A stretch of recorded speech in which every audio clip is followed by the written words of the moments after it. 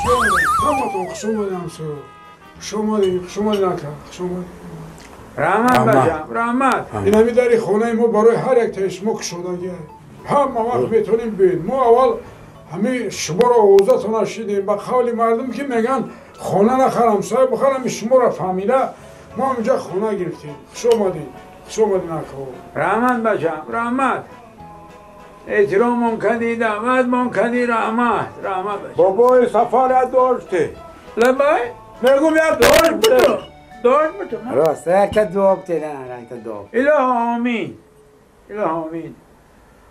خداوند نگهبان باشه به خودت به فرزندات خانه دری نبود نصیبت کنه فیض و برکت بالای سرت برزانه نحسب بخزانه چی مراد و مقصد داری جامعه عمل پشه آمین الله اکبر احترام مقدی رحمت کلام میبخشید همسایه نب داده را که خودت چی نام داری؟ حکم شما میگو یکی من هم سفر میگفتن تموم.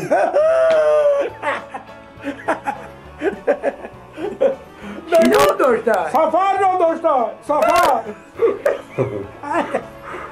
هم مردم میگیردی دسترخوان خودت تشتگی همسایه نبکم هممون سفر نام داری. راست میگه یا لقب داره یا تخلص. راست میگه همه اینجا تخلص داره لقب داره کلیچکه.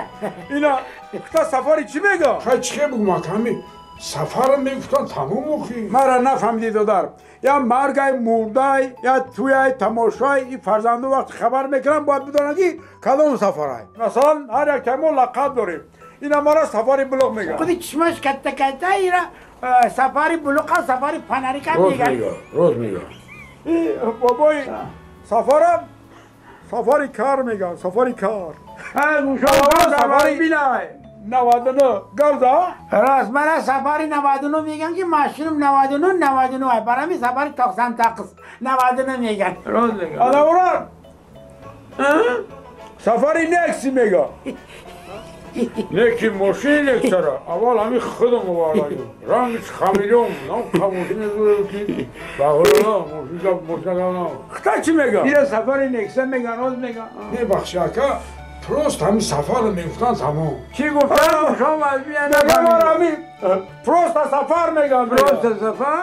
من میشما دیده سین سالم کلانتره تجربه بسیارتر دارم اگر خبر نشه خطا میروز ما سفاری پروستا. سفاری پروستا.